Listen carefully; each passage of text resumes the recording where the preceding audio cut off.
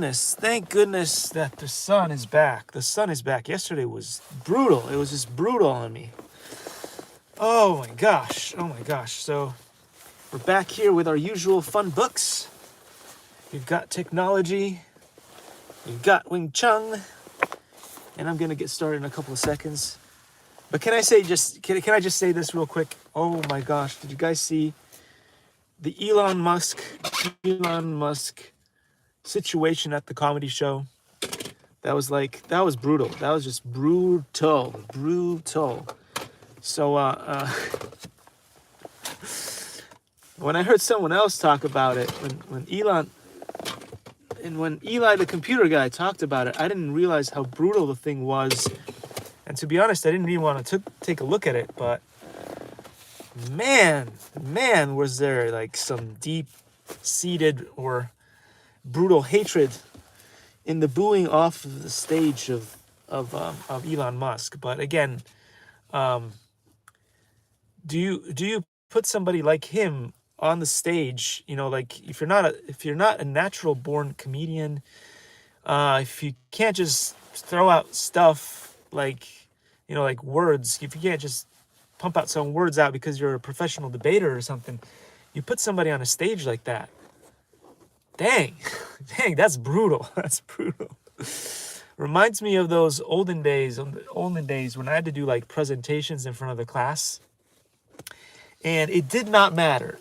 Trust me, it did not matter how many hours or months I spent on the rear end of things, just trying to memorize what to say, what to do. Even if I had visual stimulus, you know, like I had visual aids or whatever to put up on the board, it did not matter. The second I got up on the stage there, it's just something about perfectionism. There's just something about when you feel like you have to be perfect, when you feel like every word matters and you can't make a single mistake, because if you say anything that's out of whack, you're gonna get jeering or whatever. There's just something about that that just makes it brutal. And so you forget lines, you black out, your legs start shaking or something, and yeah, Elon, Elon, man, brah. That was brutal. And whether you love Elon Musk, whether you hate his guts, that's not something that you want to do. That's really like setting up somebody to fail miserably. It doesn't matter. It just doesn't matter what the purpose of I don't know what the purpose of having him there was. You know, if you've brought on someone like Joe Rogan, you know, he would have known what to say, what to do. He wouldn't have blurted out something along the lines of "I'm rich" or something, you know, like just rub it into the faces of people. Like, aren't we just going into a economic kerfuffle?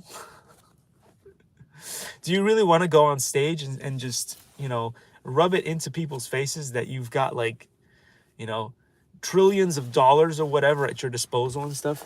Yeah. Is anybody like, even if you're an Elon Musk fan, are you gonna get up there and go, yeah, Elon, yeah? I don't know. You know, like it's like one of those. It's you usually either get like that awkward silence, or you're gonna get some sort of jeering. And so I don't know. I don't know what the heck were they thinking when they came up with that. I just can't comprehend the purpose of that. I mean, if Mr. Mike Man over there, if Mr. Mike Man had held up the mic and said, and now I'm gonna bring to the stage Elon Musk, because he's got the latest and greatest to talk about on Neuralink, or SpaceX is coming back with I don't know, Artemis is coming back with science and stuff that he wants to talk about, and here's Elon Musk talking about you know, what's going on with the latest and greatest on Artemis, or what's going on with Neuralink, and that he's planning to put it in his brain, which I don't know. Hey, if Neuralink helps Elon Musk and puts it in his brain, and helps them to get the stuff out. Like that's part of, I'm hoping that's part of what Neuralink might be able to do for people is help them in situations like this. Maybe, you know, like if you have a lot of people that when they struggle to get words out, when they struggle to get to that thing that they were trying to talk about, or that word that they're missing. This still happens to me all the time. I'll go to an event, I'll talk to people in person, and all of a sudden there's that awkward moment where there's that one word, and sometimes I have to go, would you mind if you're kind of getting where I'm going with what I'm saying, could you come up with the word for me and stuff like that, which is really embarrassing for me. But people usually, you know, understand my condition, and they'll say, like, you know, here's the word that you're coming for, and I'll be, yeah, thank you, and then all of a sudden you feel good about it. But someone like Elon Musk, you know, I don't think he's got that in him, and maybe like a chip might fix him, and if it then becomes available and sort of affordable, maybe more people won't be able to get stuck like that. I mean, gosh, that was brutal, man. Nobody, even your worst enemy should not be put in the position to have to, like, hold up a show like that, and not being like, you know, a trained professional at it. Again, if they had put me on the stage, I would have been like, you know, awkward silence. I would have been looking around, trying to see, like, what could I say? But, you know, you know, he already had prompted him up. And here is the richest man in the world, which is not true. It's the wealthiest man in the world, but still. And here is the, you know, at a time when people are, you know, are going to a comedy show. And why would you go to a comedy show, even if you were in the cheapest seats out there? You go there to get a good laugh, right? And instead, you have somebody there that is currently the figure of max top wealth in the world, right? So seriously, I mean, again, as I said before, Mr. Mike Man there, instead of being like, hey, here is the richest man in the world, he could have gone, hey, I'm presenting Elon Musk, and here's the things that he's been doing that are positive with Twitter. He wants to talk about his experiences with Twitter, or whatever else, you know, like, or maybe, like, if it wanted to be something like funny or something, hey, look, here's Elon Musk and the Boring Company, and he's gonna show off one of his products, the flamethrower that is not a flamethrower, but flames come out of it or something. You know, like do something funny. You know, it's like going up to you know, Friends, that show. It's going up to Chandler on a day when he's depressed, and they say, hey, say something funny. You know, like maybe his cat just died or something. Seriously, I don't know. Anyway, those are my thoughts. Those are my thoughts on that cringe-worthy moment. Whether you love Elon Musk and you've got him all over your backroom wall, posters of him and stuff, or you hate his guts, I don't think there's any way in the world that would have gone well. Anyway, those are my thoughts. Those are my thoughts, guys. Take them or leave them. Anyway, let's get into some tech. I know that tech is not gonna bring anyone to the channel today, but you know what? We're just gonna do it anyway, because that's what I care about. I care about education. I care about technology. I care about martial arts, and I care about people in general, which is why I just wanted to put that out there. Whether that was, you know, the worst man in the world being on stage or the best man on stage, man, that was brutal. That was brutal. Nobody should have to go through something like that. I mean, I don't know. Anyway, that was like dark cringe at a whole new level, whole new ball game there. So anyway, I'm just gonna go here and read about circuitry. I know that there was one person on the stream and they just left now because I'm gonna talk about circuitry. But you know, I had to baby the algorithm a little bit, just give it a little nappy change. I don't know, can you still use that powdery stuff? Butter up his butt cheeks a little bit, hers, I don't know. What is the algorithm?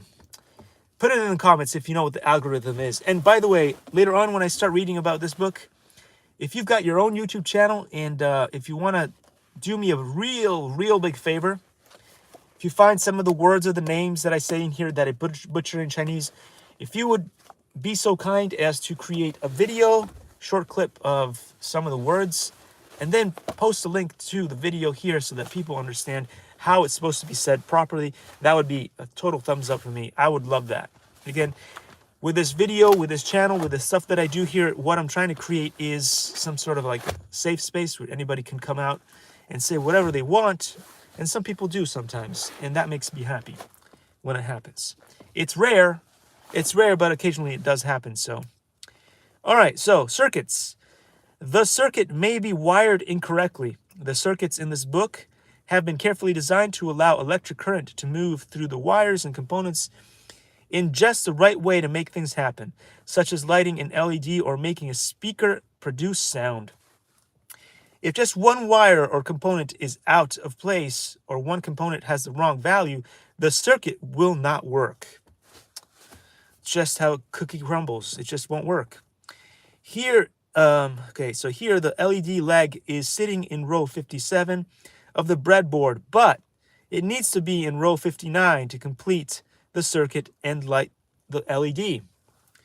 So if your circuit is on a breadboard, take extra care to make sure each wire and component leg is in its correct place. Pay attention to the grid references given in the project description. I don't know if you put it the wrong way, whether it burns out.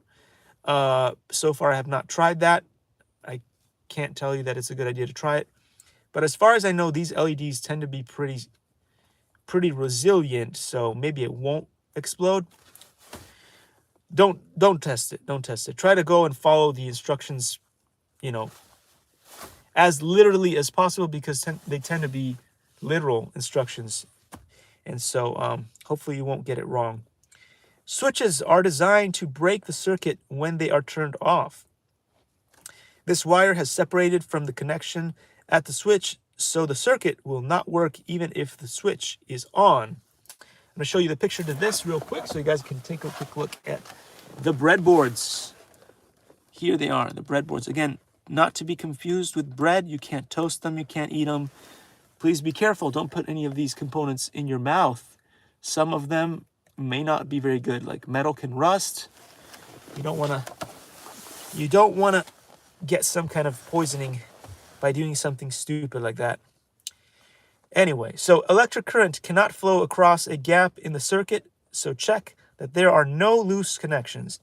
If there is a broken or badly formed connection, resolder it or reconnect it. This is the negative side of the circuit. It's going to show you the shorter leg of a LED is the negative side, so the LED should be turned around before being inserted into the breadboard. It also shows you the notch of some kind of resistor looking thing. And I'm going to show you what that's all about. It says in part 3, check that components such as LEDs, transistors, and electrolytic capacitors, which means they have a plus and a minus side, which must be correctly connected to the circuit for them to work. Integrated circuits, ICSs, have equal numbers of legs either side.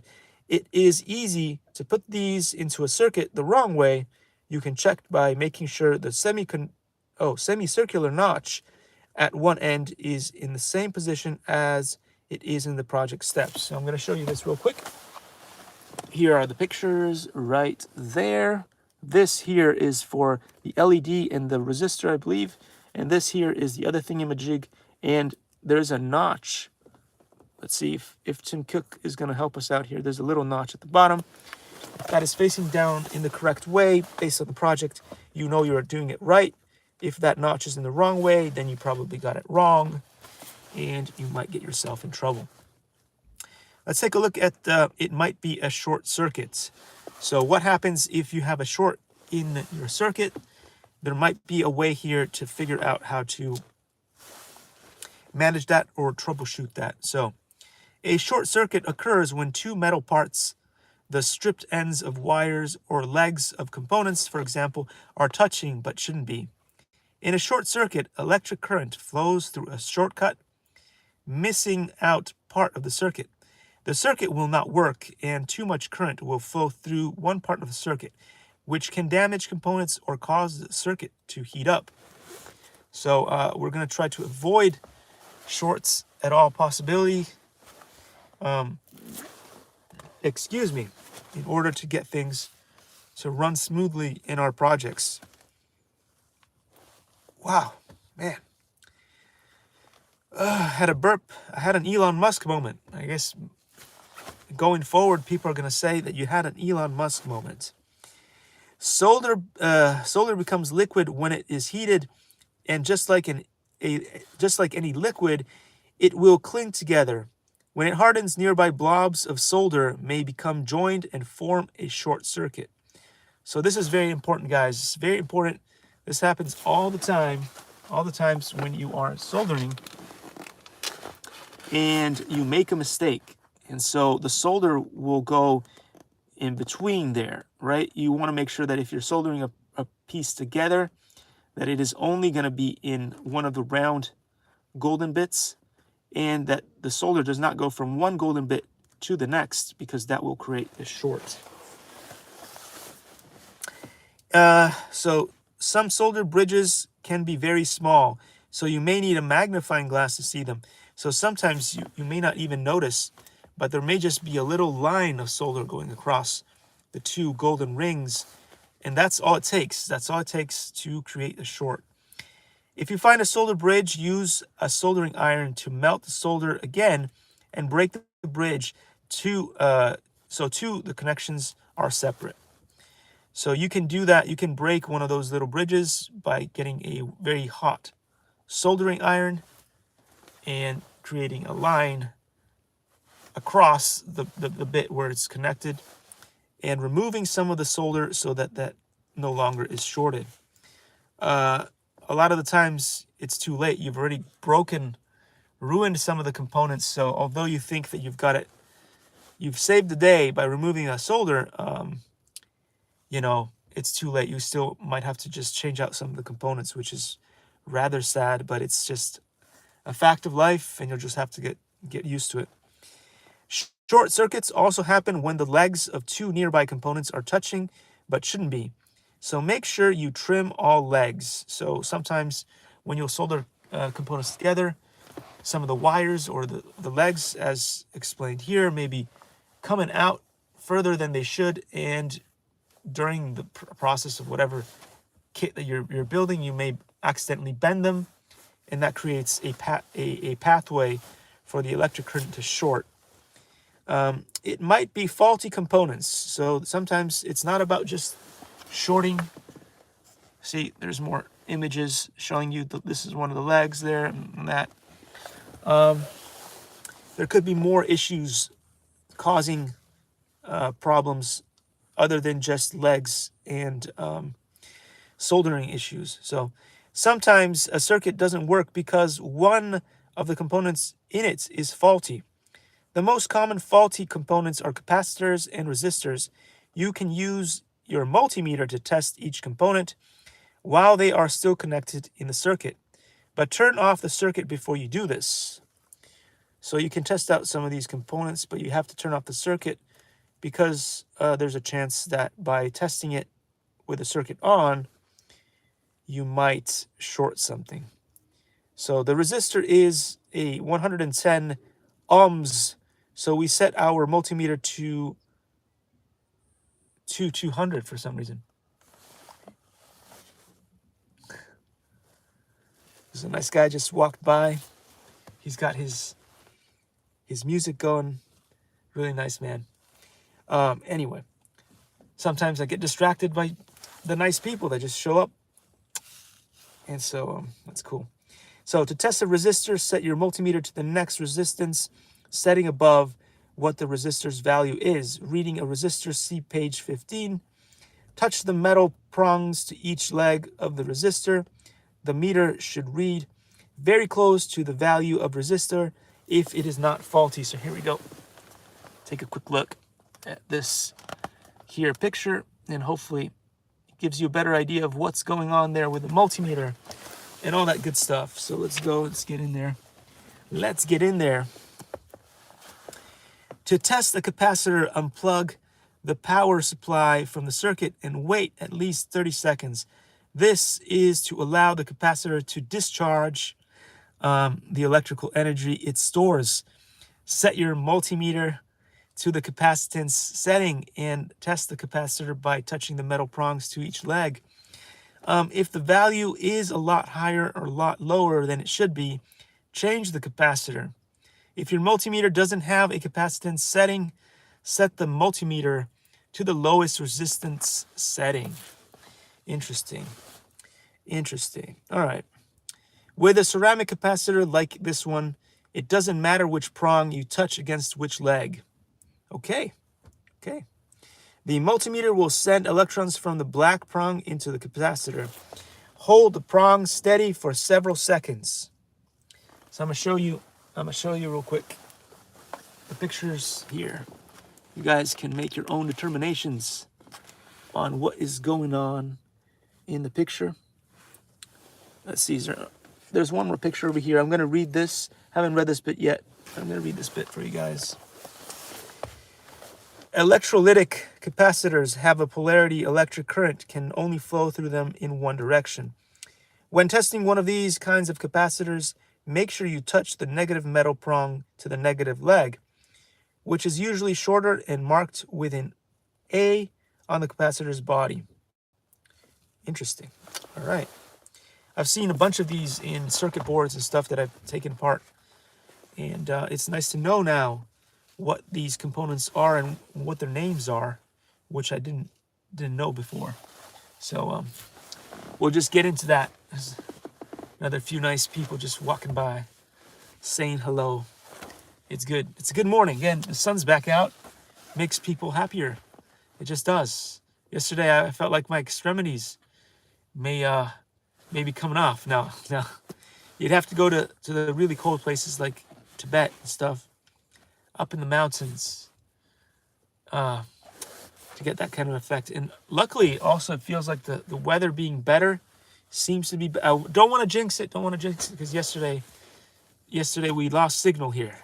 Same spot, sort of, but we were under the tree yesterday. So today we're not under the tree. So it's like one of those piney trees. It'd be good to decorate one of these trees.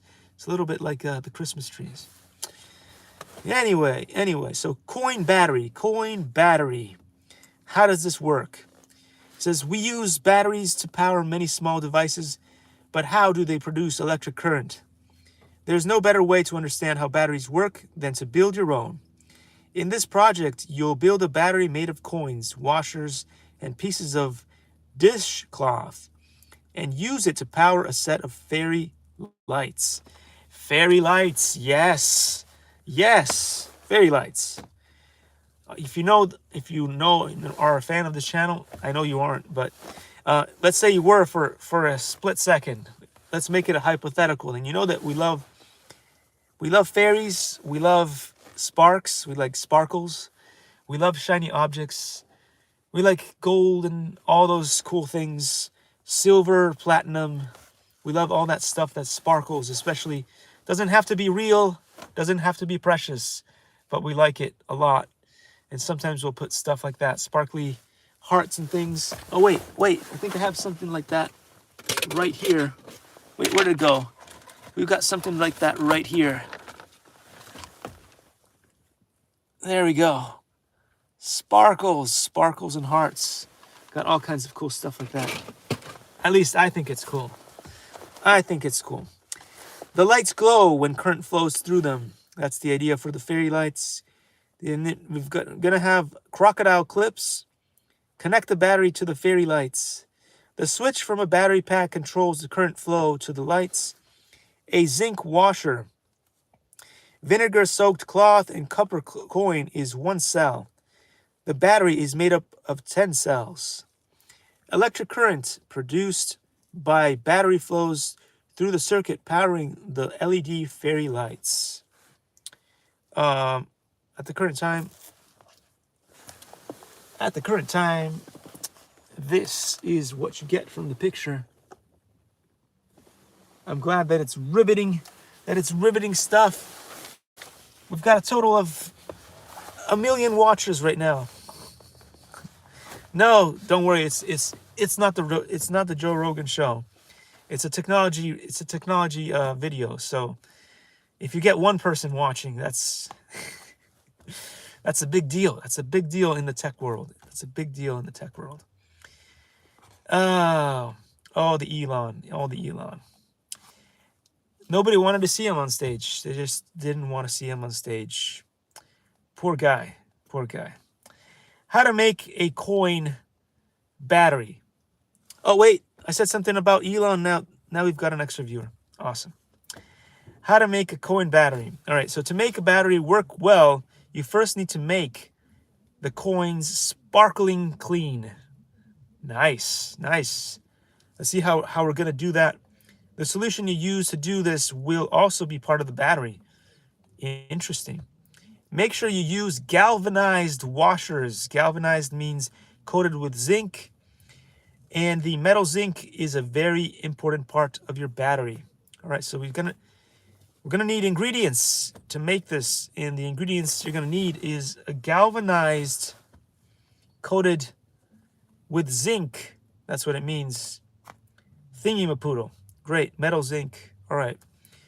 Says, when no more salt dissolves, the solution is saturated. Pour about 1 FL ounce, 30, I don't know how to say that. Just pour about 1 ounce, which is 30 milliliters of vinegar into the small dish. Keep adding salt and stirring until no more salt will dissolve. Cool beans. We'll definitely do that. Except I don't got any coins because I don't use cash no more. So that'll be an interesting thing. The question is, when we become completely cashless, completely coinless, what are we going to use to do these projects? Will they be printing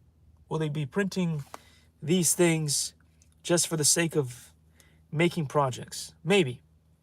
Anyway, that was a lie. Mr. Joe Obama was supposed to make the world a cashless, coinless thing. He didn't do it. That's one more lie. We were told that Joe Obama was going to be the next JFK and he was going to get rid of cash and coins. Hasn't done it. Has he done a single thing that well, I mean, I didn't vote for him. So let's put it this way. Has he done a single thing that you guys wanted him to do? Other than be the most amazing gaff factory. I mean, I don't know. He doesn't quite gaff as much as I do, but he makes a close second. There. Anyway, so place the copper coins into the salt and vinegar solution. Leave them for about 5 minutes until they turn shiny. Remove and dry them with a paper towel, then wash and dry your hands. Okay, so we'll do that. That sounds like a pretty good thing to do. Using a coin as a template, cut out 10 circles from the absorbent cloth. Okay. So wants us to make some cloth circular thingies. I guess that's probably what they want to put in between each coin. By folding the cloth, you can cut out more than one at a time. I guess so. That sounds like a pretty good idea. Create a template and then use a template. Speed up your process. So it says time 20 minutes, difficulty easy. I guess this is what they're talking about. This project is going to be about 20 minutes long, and it's going to be on the easy spectrum, which in this case is determined by yellow. I'm not sure what's going on in the rest of the thing. If the next projects are going to be more difficult. Let's see what the color coding system is. I can't even. No, I guess already we're halfway through the book. Is there anything on this book that they do not consider to be easy. What the? Okay, went too far. Now we see diagrams of circuitry. Circuitry diagrams. That's not what we want. What in the... Okay, so the color stays the same throughout. The color stays the same throughout. But as you go beyond stuff, it's going to be more difficult, and you'll see that this thing, this little marquee thing, goes from this side where it's easy projects to more that way, and then you get extra thingies to tell you whether it's going to be advanced and difficult and more complex and whatever the heck they will say. This is the easy one. This is the first one in the book, so it just goes to show you a little bit about the features here in the book, how they explain whether it's going to be an easy project or not. So what you need from the toolbox: pencil, scissors, multimeter. Those are the things that they want you to have to work this little job thing. Pencil, scissors, multimeter. So galvanized zinc-coated washers. I'm pretty sure you can get those from Lowe's, Home Depot. A rubber band. Probably can get that too. I just don't know where you would get a rubber band like that. Maybe Walmart might have rubber bands. I don't know. Put it in the comments if you know where to get most of these products. This is something that you guys can do for me. Yes, let's do something community worthy on this channel. Let's bring more people to work out these things together. People who know about this stuff. If you follow along with the channel, if you want to help the kidlies, if you want to help the kiddos or other people who want to learn about technology, you can post. You can, like, as I said, easily. I know that the other YouTubers don't like it when you do this kind of thing, but I like it. It's fine. On this channel, it is acceptable to do this kind of thing. Create a video post of you explaining where you think you can get rubber bands or any of the things that I talk about in this book. Say, hey, I discovered you can get an alternative thing to coins, for instance, an alternative circular piece of copper or whatever that you could use instead of coins, for instance. And you can get it at this store over here. Just make a short clip, even like a 5-second clip, put it on your YouTube channel, and then I will see it because you will just post the link in the comments here. I will allow that. I'm one of those strange YouTube channels that doesn't really care about all the whatever thing. I don't care if you steal my thunder. If you find something that's interesting on my YouTube and you repost it on your own YouTube, that's fine with me. I don't get a penny. I don't get a penny from YouTube. YouTube does not love me at all. The algorithm does not love me at all. Susan has been nice to me.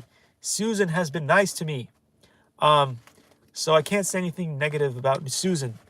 Susan W has been a pleasure to work with. The YouTube algorithm does not love me at all, which is why, like, I keep ranting about stuff. But again, you can't blame Susan for that. The YouTube algorithm has a life of its own. It does what the YouTube algorithm does, and in a way it's bad, and in a way it's good. But we've gotten used to it, so that's not the problem here. So although other YouTubers do not like it when you do this kind of thing, where you create a post on your own YouTube and you put it on in the comments, you can do. I give you permission to do that here. It does not steal my thunder. I don't care, whatever it is. So long as it's appropriate and pertinent to what we're doing here, I will not delete it. And most of the time, I just leave everything up anyway, so it's fine. So, small dish of table salt is something that we're going to need. So we talked about let's go through all those things again. It says, from the toolbox, we need a pencil, we need scissors, and we need a multimeter. We need a galvanized or zinc-coated washer. We need rubber bands. We need copper-coated coins. We need, so basically cents tend to work well for that. Small dish of table salt. We need 3-volt fairy lights with a 2x AA battery pack to go with it.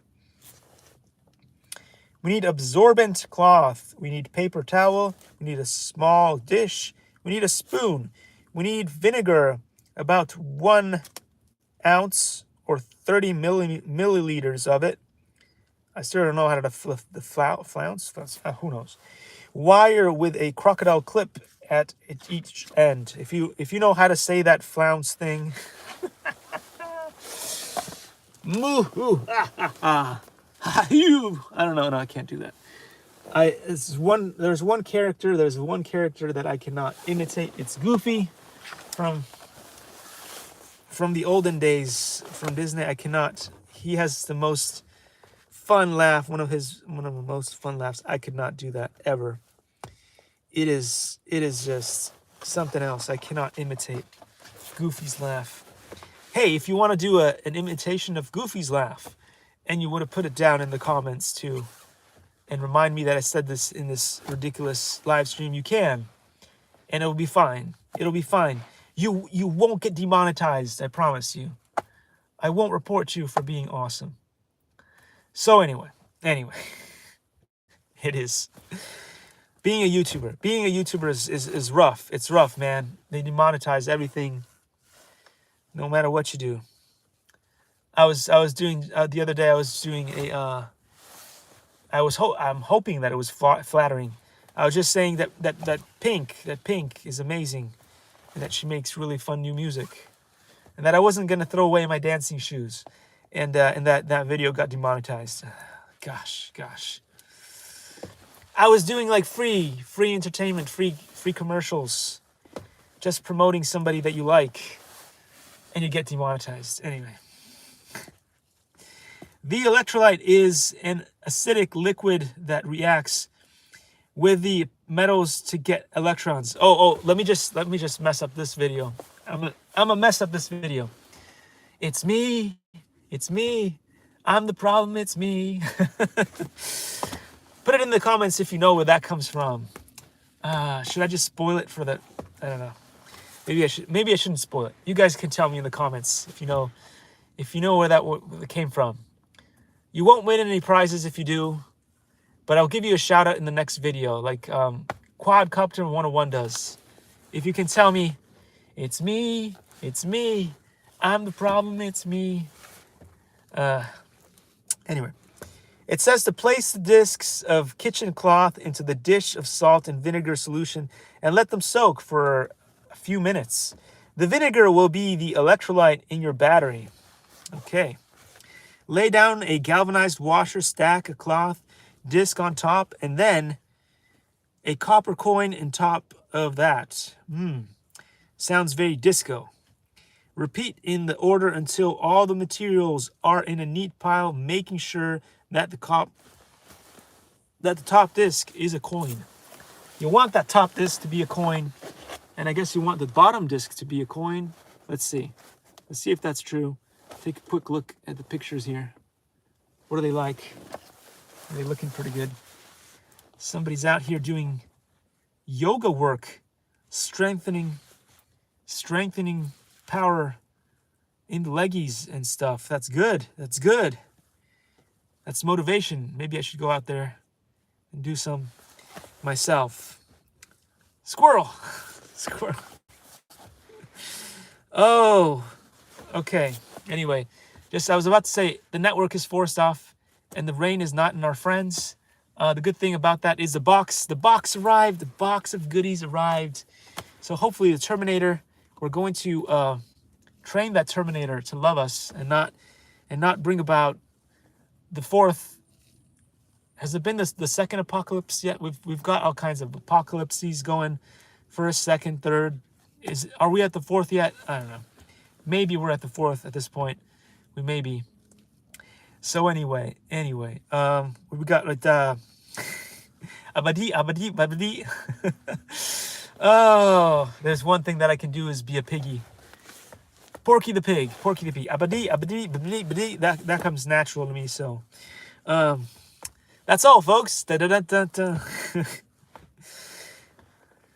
Looney Tunes. I'm a Looney Tune. Touch the red prong to the copper coin at the top. Touch the black prong to the galvanized washer at the bottom. It says using a multimeter, and it gives you another funny page to look at, pages 28 and 29. And later on, it also talks about pages 24. So basically, it wants you to go all the way back there to do stuff. It's like going back to the Bando. No, Back to the Future. I like going back to the Bando more because, you know, like at least you can fly drones. If you go back to the future, we still don't have flying cars, and it makes me upset a little bit. Elon, how are we doing on that? How are we doing on that? Are we cutting regulation to get... Look. There's not a whole lot of things that get people excited about stuff in the modern world, but going to Mars is pretty good. Flying cars would be pretty good. Can we start cutting some regulations to get some of this stuff done? Because, you know, like I was saying this before, I have to bring this up. Somebody in Ohio got stuck to. They stuck it to him good. For not having his recreational piece of paper here. This is what the world has boiled down to. And, you know, back in the day when they did this kind of stuff to the CFA people, not CFA, the CPA, acronyms, not my forte, CPA people. And everyone was like, who cares? It's not my industry. But now you need things like this. You need Part 107s to fly drones, to fly stuff. Come on, man. Again, everybody's like, oh, those CPA people. Look at them. How stupid are they? Their industry got ruined, but our industry is fine. The CPA people. And now the drone people are not laughing so much, are they? Are you laughing now, drone people? It's not about the CPAs anymore. It's about us now. Are you laughing now? Anyway, so yeah, great stuff. Back to the multimeter. Back to the Bando, back to the multimeter.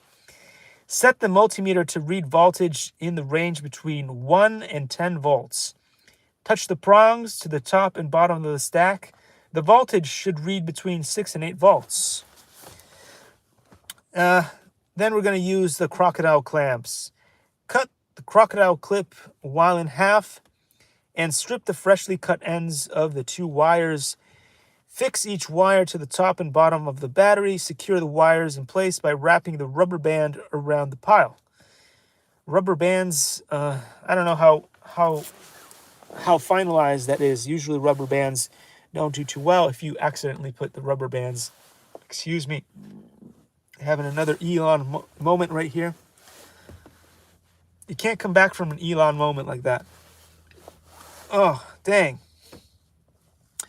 Rubber bands, if you put them in the sun for a little while, they might start coming apart. It's just they lose their rubber bandiness. That's not a word.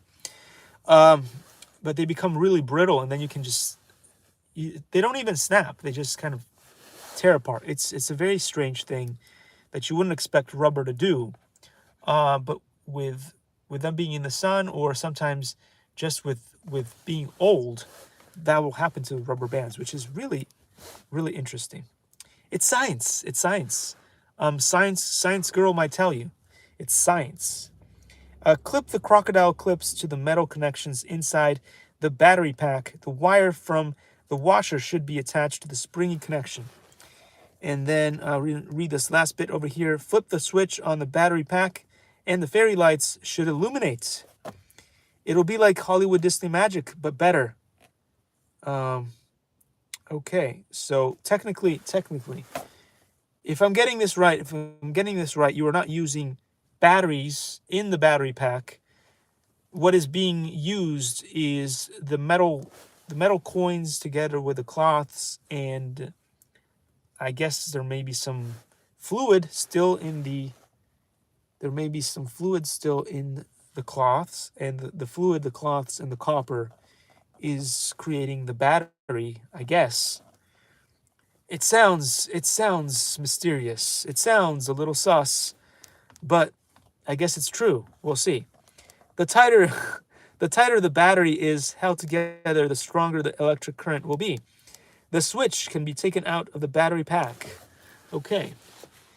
Cool stuff. So I'm going to go through the pictures one more time, and then we're going to celebrate. Oh, yeah, all right.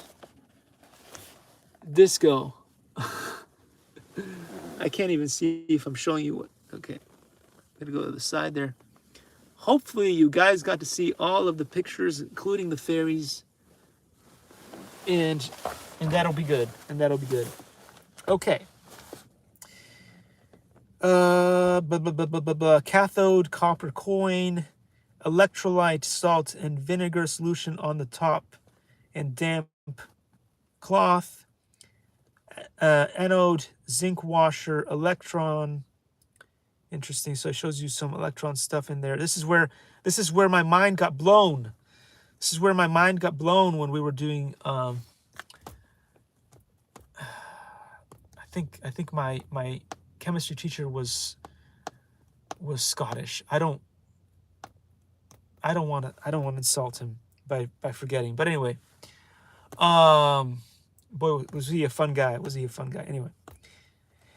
Anywho, I was blown my mind when I saw electrons and neutrons and all this kind of stuff that you need to like do stuff with. I just couldn't do any of that stuff. Anyway, somebody needs a mathematical brain. I wonder if Elon's Neuralink can help with that. You know, like if you're not like a very mathematical human being, can you flip a switch and have some kind of interesting programming in there that can help you put together synapses and connections in there that might make you more mathematical? Because going in the future, less and less jobs will be about the artsy-fartsy stuff. And more jobs are going to be about the coding and the mathematics. It's been happening over and over and over. So what if people just can't adapt to that? What kind of society are we going to have? What kind of society are we going to have? So anyway, let's go through this thing here. In each cell, electrons are produced by a chemical reaction where the zinc washer meets the damp cloth. The wires provide a path for the electrons to flow to the cathode. As the electrons pass through the LED, their energy lights lit. The fairy lights in the project work in the same way. So at the copper end of each cell, electrons are accepted by the cathode in a different chemical reaction. Pretty cool stuff. I'm going to show you the picture in a minute, but I'm going to finish reading this bit because I think that is where we are going to leave off today, because the next thing we're going to work on is motors. So this was the creation of a battery. So also remember, I think if the cloth in between the thingy-majigs loses its liquid or dries up, the battery will no longer work. So that's something to think about. All right, so a battery converts chemical energy into electric energy through a chemical reaction. In each cell, the zinc washer, called the anode, produces electrons as zinc atoms dissolve in the salt and vinegar solution. The electrolytes. Electrons flow through the wires and are taken in at the copper end, the cathode, where they make part in another chemical reaction in the electrolyte. The voltages of all the cells add up, giving the electrons that leave the battery at the bottom enough energy to light the LEDs. Pretty interesting. So real-world inventions. The first battery. Italian scientist Alessandro Volta invented the battery in 1999. I can't do this. That was not a joke. I just misread it.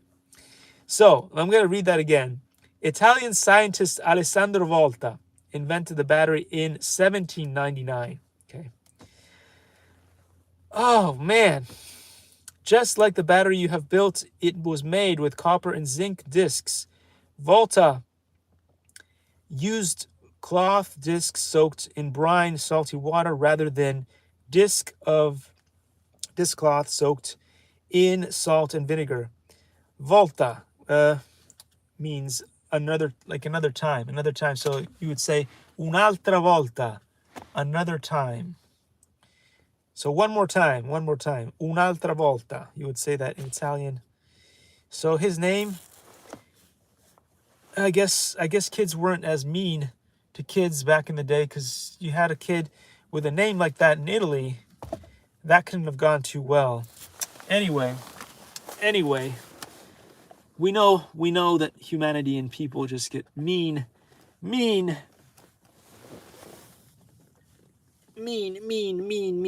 So anyway, I do on this channel, I sound mean a lot, but I don't mean to be mean.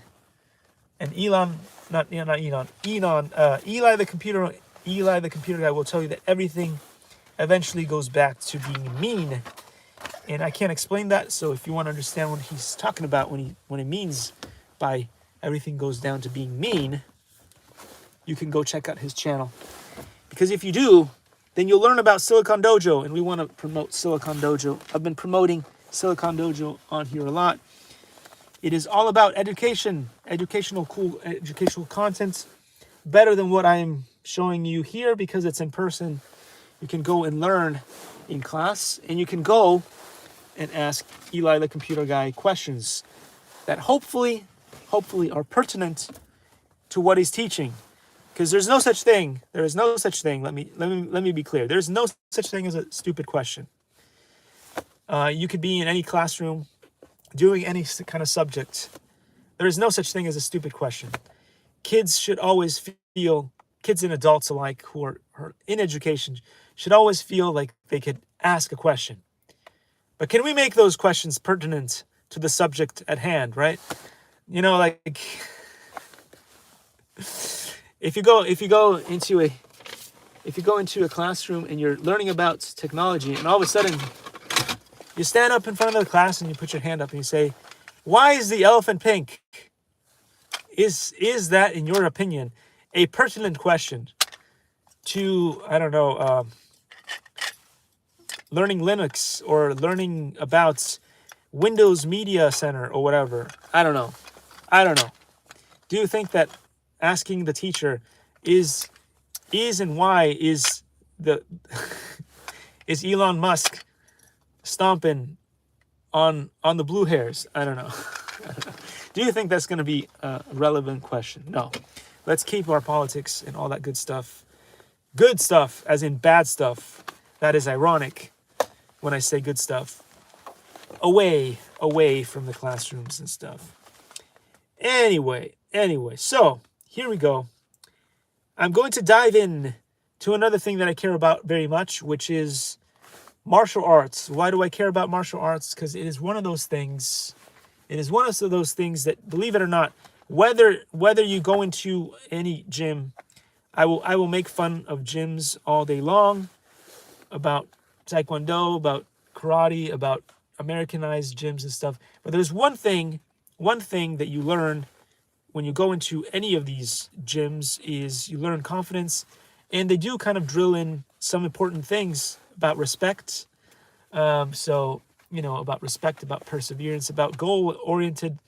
Are you goal-oriented, and are you, getting your things done in life? And a lot of that, I think, is important. So, I mean, seriously, there's a lot of good things that go into doing martial arts, and it doesn't have to be about violence. It's just about building character. It's about being part of a community and all that good stuff. So I love martial arts. Again, one of the most amazing things that I got to do was for a while I was able to do that. Now, like, the schedule doesn't really permit it anymore. But I used to go to do Tai Chi classes with a really good teacher. Her name is Motoko. And of course I butchered that beautiful Japanese name. But she's amazing, and I'm not sure if she's still doing the Tai Chi classes, but she would do these around here. And as a local Google guide here from Irvine, California, Woodbridge, I can highly recommend you guys go take some Tai Chi classes there. They're free classes over there, and there's also other amazing places. Was it Heritage Park? I think it might have been Heritage Park. But anyway, they're everywhere. They do all kinds of different Tai Chi things. Some with a fan, some with a Tai Chi sword. Some of them in front of the library. There's a library. There's a library close to the fire station, and if you guys are in Irvine, you guys know which one I'm talking about, where you can do Tai Chi lessons over there too. They all have different like time slots, so it depends where you want to go. But there is so much good stuff. You could get on the Woodbridge website, and sometimes they get good information there. But anyway, that's beside the point. It is something really calming that you can do if you have anger issues. If you have anger issues, and let's face it, during tough times like we're going through right now, there's always going to be times when you're going to be angered by something. And yeah, it's good to get a load off. Hang out with some really nice people, very welcoming people, and learn some Tai Chi, move around, shake some of that anger out. Why not? Anyway, if you guys don't know what this book is about, you just joined on here, you're checking out the channel for the very first time because somebody else told you that this channel exists, not because the algorithm would ever want to know about this channel. Been doing this a long time. So I know the algorithm is not going to promote this channel. But if you heard about the bird, anyway, and you finally ended up on here, you guys can go and go check out Multico. There's another guy, Steve, I think it's Steve. Anyway, there's a lot of really good teachers out there. I'm not going to shadow bomb all the different names of the teachers because I'm drawing a blank. And we talked about this at the beginning of the video, how I draw blanks endlessly when it's the right time. It's the time. The time is now. Come up with the word. Come up with a name. Go. Awkward silence. Anyway, so we're back. We're back here with Grandmaster Tom Wong's amazing book. The video game came out first, but nobody knows about this book. Nobody knows about the video game, and nobody knows about Tom Wong's amazing YouTube channel. This image right here is taken from his YouTube channel. If you don't know about that, please go and check out Grandmaster Tom Wong's YouTube channel. Don't worry, it's not the other guy that's has an English accent and he swears all the time. That's not him. Go look at his pictures. You should find pictures such as these and such as these, and you'll find that is the real YouTube channel. Dang, I was trying not to have a moment, but I had a moment. But it's better today. You see I'm more peppy and more energetic. The sun. I'm getting the sun. Some people should get out there. Even if you're an introvert, get out there in the sun. Even if you're an introvert, you can be inside of the comforting atmosphere inside your own vehicle. You don't actually have to be outside to get the sun. It's one of those things. I mean, sometimes I like to get out there and fly drones. And then occasionally people will come up and say, "Hey, what's that cool thing that you're flying?" And I'm like, "It's a drone." Because we live in a nice community here. If you go to Ohio, the land of the Victoria's Secrets, apparently they punish you for flying a drone and not having this. Anyway, I have this. I'm apparently. But some people might say that I used Photoshop to make this. Some people might say. Some people might say that I just Photoshopped this and this is not real. This is not real. But then they would go to the Pilot Institute and they would check the number on here and they would find that it is real though. Just like my other certificates. Asafa. Yeah. How to develop a deceptive and powerful lead hand like Yenkai-san and Samnung. Or blah, blah, blah. God. Step it back, calm down. It's okay. It's okay. It's okay. Elon is gonna save me with that microchip. I'm gonna stick it in there, and then the live streams are gonna be even better. It's gonna be like top quality, top notch, no mistakes in the wording. It's gonna be amazing. You just see. You'll just see. That is if the company doesn't blow up, if Twitter doesn't go like like this, if Tesla doesn't tank to, yeah, and he still has enough wealth after like going up on stage and saying, "I'm the wealthiest man in the world," during the economic kerfuffle. So long as that doesn't happen, then maybe the future will be bright. Or I'm gonna have my amazing Aini doll, and I'm gonna train her to take over, so that then I can do.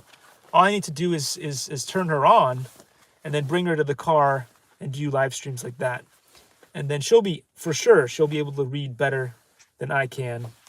It'll be amazing. Plus, come on, she got the looks, she got the style. So, yeah. All right, let's get into it. I'm going to try this one more time. How to develop a deceptive and powerful lead hand like Yenkai-san and Samnung. Arrow step punch. Okay, so we're going to talk about the arrow step punch. It is a very important technique. And so we're going to go through that real quick. Yenkai-san and Samnung were well known for their unstoppable lead hand. In this book, I will discuss the arrow step punch, its applications, and its principles as an example of how Aomi Wing Chun works. I will introduce the rest of the techniques from the 12 Sansiks in the following volume if my readers find this interesting. And they will, I promise you, they will find that interesting. So, the arrow step punch is the first and most important technique in our curriculum. It is a fundamental technique that lays the foundation for many other techniques that, as a student, learns through the course and have applications in both empty-handed and weapon combat. The principles behind the arrow step punch are introduced at different levels of difficulty, and as students advance in their training and understanding, the shadow of the arrow step punch continues to appear in the new techniques they learn. At the first level, students learn how to properly execute the arrow step punch by itself and the relaxation needed to perform the punch. So, important to note, as I was saying in the previous live stream, arrow step punches and the punches, whatever that you will find in Yenkai-san's Wing Chun and Samnung's Wing Chun are a little bit different than how you would do it in karate and stuff.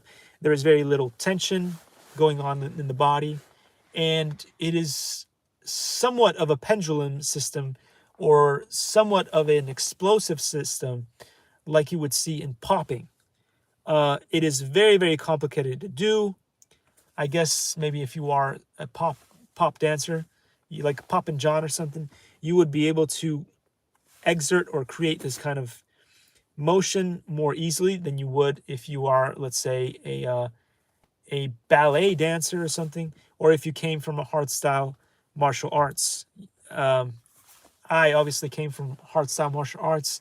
I was sort of starting to understand how Tai Chi works, and Charles and I were going to Multico's classes, Steve's classes, and a bunch of other classes all around Irvine while I was trying to figure out all this stuff. But yeah, it is very complex, and it took me I would say a good 7 years to kind of get how to start leg work for the arrow punch and get it. I kind of understood more of the upper body stuff, but the leg work, oh my gosh, I couldn't do leg work at all. And even after 7 years, close to 8 years now of practice, I can't really say that I've mastered it at all. I kind of get it to work. I work it well enough that I can, like if I hit a punching bag with it, and I'm coming from like zero motion into the thing, or sometimes I can get it when I'm already sort of moving around and then go into the arrow step punch. I can kind of do it, but I'll let you know this: if I was to do it in sparring, I would struggle very much to be able to do the technique in sparring. So I mean, it's something that is still not drilled in, even after close to 8 years of practice.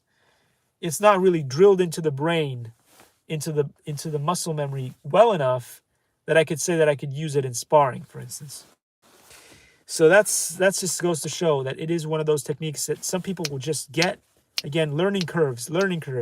Some people are already like masterful athletes.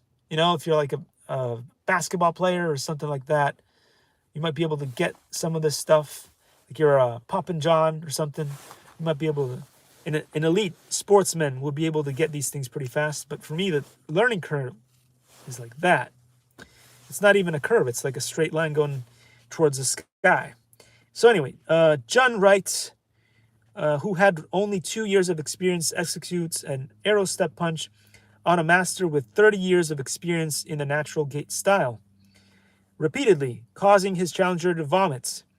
Both were about 40 years old, but Jun was 50 pounds lighter than his challenger. So this is where the picture is. So Jun and the other guy were about 40 years old. They were having a sparring match, but the arrow step punch, just making sure I'm saying that right. It was just devastating, and it made the other guy vomit. When beginners first learn how to apply the arrow step punch, they should begin by positioning themselves in a pigeon toe lead-off stance, with the lead leg forward, the lead fist in the front of the lead shoulder, and the body weight on the toes and balls of their feet. Next, they need to take a big step forward with the left foot, as this thrusts the weight from the lower body forward. At the same time, they need to twist their hips so that the force generated from the twist transfers forward to the leading shoulder. The twist of the hip should be like the hip twist done in the switching stance. They then snap the fist forward in the same motion.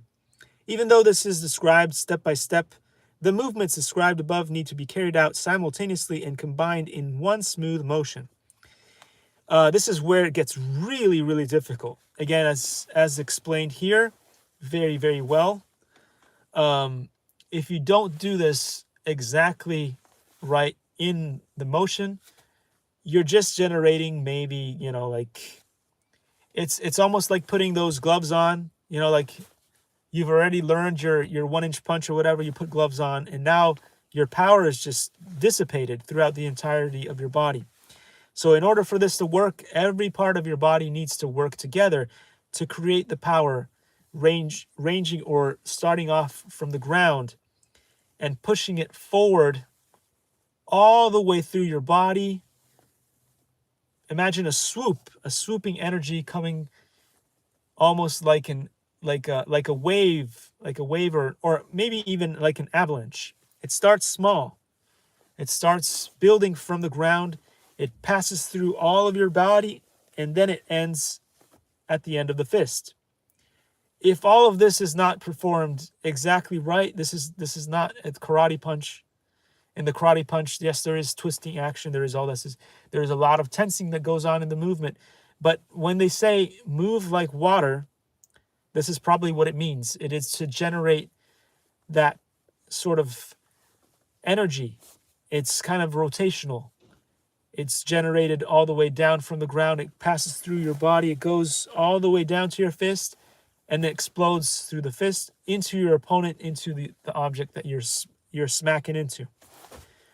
All it takes, just like the circuits that we were talking about before, all that technology stuff, all it takes is a short in the circuit to just blow everything out, and the final power that's coming through is going to be really reduced.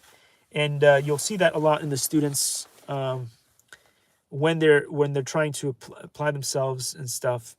When you get hit, when you get hit incorrectly, it just feels like your typical. It's all about the strength and the size of your arm and the weight of your arm, but it's not really the technique that is pushing you back. So again, for this to really work, it's the internal side. It's the internal side of martial arts, and for it to work, a lot of people look like they're working it and doing it, but they're not. So if you're not doing if you're not performing the technique correctly, you might still look like you are, because you're big and you're strong and your arms are muscular and they're heavy and all that stuff, but it's not the same. When you can really see if it's working is if you get a little midget, and the little midget is able to knock a big guy back. That is when you really see the power of the Wing Chun style here, of the Aomei Wing Chun, of Yan Kai San Wing Chun, of Sum Nung Wing Chun, and of course of Grandmaster Tom Wong's Wing Chun. If a little midget is doing the arrow step correctly, and they smack a big guy, and the big guy takes a step back, you know that the technique's working. You know the technique's working there. When a student can effectively apply this technique using a leading stance from either side of the body, they can then start applying this technique from a squared-off pigeon toe stance and launch into a fully extended bow and arrow stance from this position. The arrow step punch has similar kinesthetics to a football tackle, and it is executed like it's it has similar kinesthetics to a football tackle, and it is executed like its name. A punch is shot out, non-telegraphically, like an arrow head on. It should be launched in a straight line and can be initiated from either the left or the right fist. The big advancing step shows that this is a long-range punch, while the leading stance enables us to fully extend our reach to engage with our target. At the same time, aligning the lead hand, vertical fist, and elbow in a straight line allows us to minimize our opening. One can then maximize the areas of the body that it can be used to resist the rebound upon impact, which ensures that all of the energy from the punch is unleashed into the target. So it is a little bit like the gazelle punch, if you will. Back in the day, they had boxers that could do the gazelle punch. The point of that punch is to deliver the maximum damage you can at a distance and break the gap between the range between you and your opponent. So much in the same way, the arrow step punch here that we're talking about allows you to close the gap between you and your opponent and fling yourself into your opponent, delivering a very nasty blow. If you don't hit him full on, you may stun your opponent. If you hit him full on and you're really, really tiny, you will actually do some damage to the larger person. It won't be as much as you would if you hit someone of your same size or smaller, of course. That's just physics, right? That's just physics. But the whole point here is that if you are finding yourself in front of a much larger opponent, if you do the technique correctly, you should be able to stun them at the very least and knock them back a few paces, which could in turn, again, a lot of these techniques are important in fighting, but in terms of your personal safety, usually if you are completely outmatched, this kind of technique can allow you to stun your opponent, and hopefully they're going to be less willing to come and attack you, because usually people who are on the lookout to bully people or to hurt people in general, to take their wallets or whatever, tend to like to take on the weaklings. It just, because it's just easier. It takes less effort. So why would you work harder to get someone? You have to actually put an effort to take away their wallet, when you could just tackle somebody who's really small, right? That is how they think. That is how they think, and that's how they work. So if you can stun one of those people, they're less willing to come after you, but it also gives you time to make a getaway, right? To make a getaway. To make a quick getaway to where there's more people, and they're less likely to want to take your wallet away. Furthermore, the power to produce a non-telegraphic and fast punch from a short distance comes from quickly snapping the body, springing into a straight structural alignment, beginning from the toes of the rear foot and stomping forward with the frontal foot. These movements produce 3 different forces at the same time. Students should train every joint in their bodies to develop the necessary flexibility and strength to handle the rebound power and tremendous impact that is generated from executing the punch. This is especially true for the wrist and knuckles. So a lot of these techniques, if you don't do the iron palm or iron fist and all those things techniques, you are very likely to damage yourself. You are creating and exerting an excessive and incredible amount of power when performing these techniques.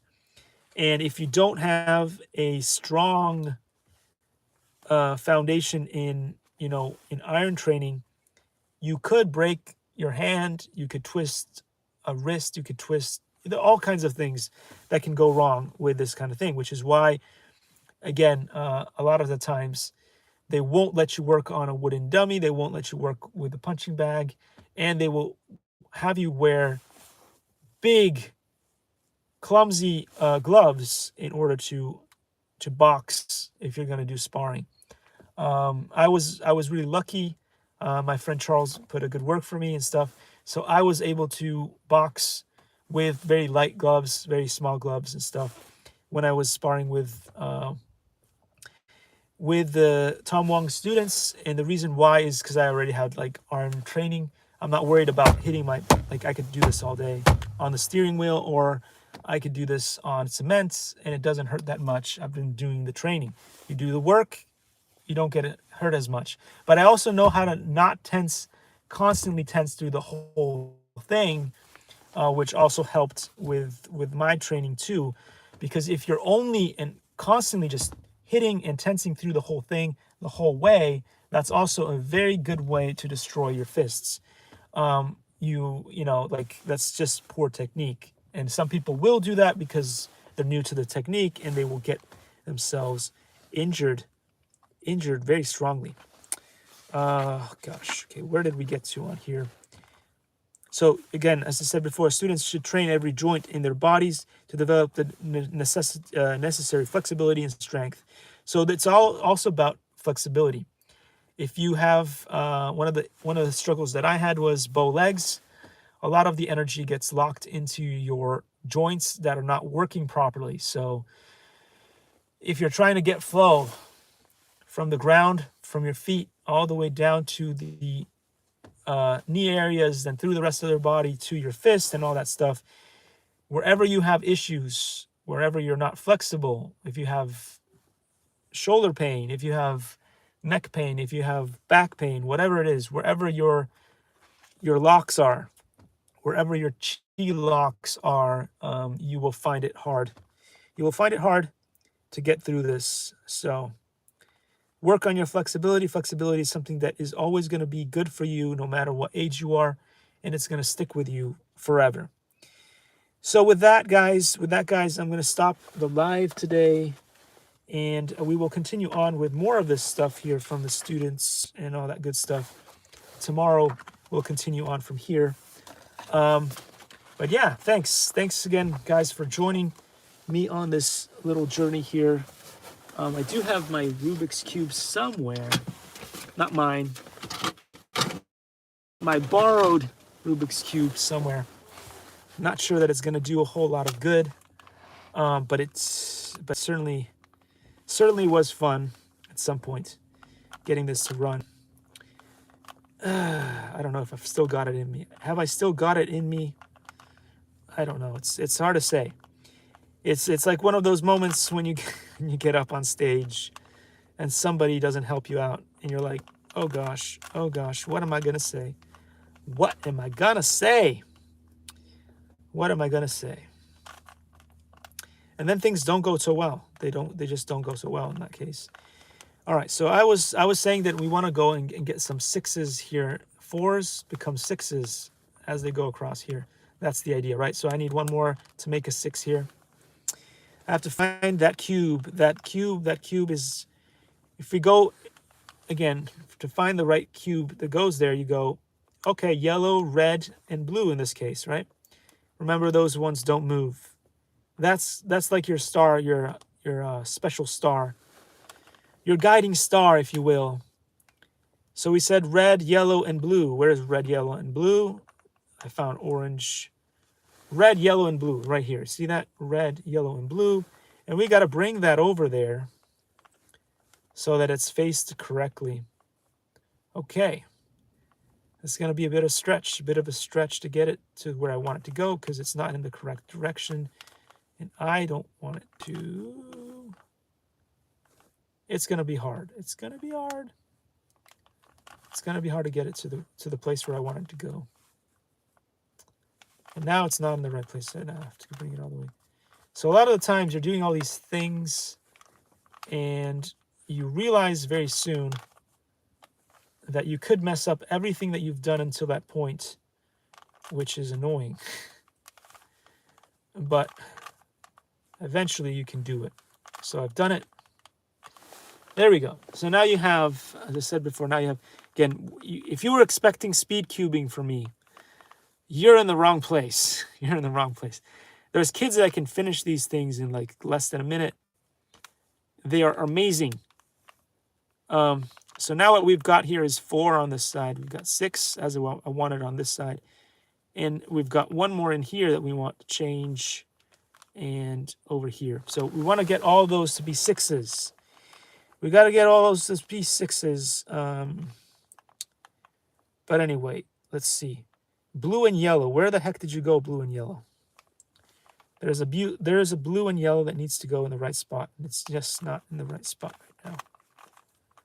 I think I found it. But now will it be in the correct direction to go where I want it to go? No, it won't. So we gotta do this. We gotta do this. Okay, so now we got, what do we have? We have got 6 here. We got 6 here. But now we're gonna need a 6 over there and a 6 over here. We still got those ones that are not working. So more often than not, what the easy way to do this that I find to be easy, it might not be easy for you, but I like to get those bits and bobs there and to face the top of the cube. You see where all the things are mismatched on the top? Just put that on the top there and find that face that has 6 and put it and aim it at yourself like this at the very least. Then you can turn it like this too. And just sort of keep it like this so that you can keep seeing the parts that you don't want to mess up. And then you'll be working mostly with the parts that you still can mess up, which will be this, this, and this. So most of the rest of the work that you're going to do at this point is to not touch the 4 and the 6s here that you've got. Don't touch those and just work with the ones over here until you get 6s and whatever else that you want. And you get the entirety of the bottom 2 layers of the cube are done. So that is something that takes a little while, so I'm not going to do it on camera. Maybe the next time when we meet, I'll have that all done and we can move on to the next step, because that could take days. Let me be clear, that could take days. Most kids can do it in a couple of minutes, but that could take days for me. So maybe by tomorrow we'll have it done. I will not do an Elon Musk. I do enough Elon Musk moments where I humiliate myself. I'm not going to do that today because I got other things to do, right? If I did that could be considered an addiction, and it would stop me from doing the things that I need to do today, which I'm not going to do. I need to go do a bunch of things at home. So I'm off at home. I'm going to home. I'm going home. What was that song? So anyway, I don't know what's going on. Right now we're living in a funny, strange world where I don't know, where Elon Musk might need Joe Rogan to make Twitter interesting again. I think Elon Musk might need to get Joe Rogan to jump ship onto Twitter to make Twitter interesting again. Because right now, with the Twitter files, the Twitter X files, not doing a whole lot. I mean, maybe something's happened. I don't know. Hopefully something useful is happening, but I'm just a little bit worried about. Again, in the beginning, I thought, no, Eli, the computer guy, is wrong. Is wrong. Elon Musk is not losing his mind. But you see him tank on stage like that because he gets himself conned into be invited up on stage like that. Elon, don't do that to yourself. Don't do that to yourself. They set you up to fail. They wanted to make a fool out of you. They set you up to fail. Don't let them do that to you. If you're going to go up on stage, like that, take that mic, start talking about something that you know inside, that you didn't have to prepare, that you could just talk about all day long. If somebody, even if it's a comedy show, if you're going to show up on stage like that, don't say random crap. Don't say random crap, for the love of God. For the love of God. For the love of God, don't say random crap. If they put you up on stage and if they put you up on the spot, forget about, maybe just block out what they're saying. Forget the jeering, forget the boos, and talk about the cool stuff that you're doing. Don't make it about Twitter. Don't talk about Twitter. Please don't talk about it. Talk about the cool things that you're doing with all the good stuff, like say that you're bringing out a new Tesla or something. Talk about the latest SpaceX and Artemis thing that's going on. Talk about the Neuralink or whatever, or you've made the latest flamethrower that it's not a flamethrower. Do what you will, but please don't let them do that to you again. For the love of God. Anyway, for the love of Pete. And with that, I'm going to say bye to you guys because I've been rambling around in circles for about 90 minutes. I hope you guys enjoyed the Ome Wing Chun, because that's cool. It's cool stuff. If you guys want to support the channel, and I know you don't want to, but if you did, you could send some PayPal Christmas money. You could take a look at some of the cool things that I made with some amazing people.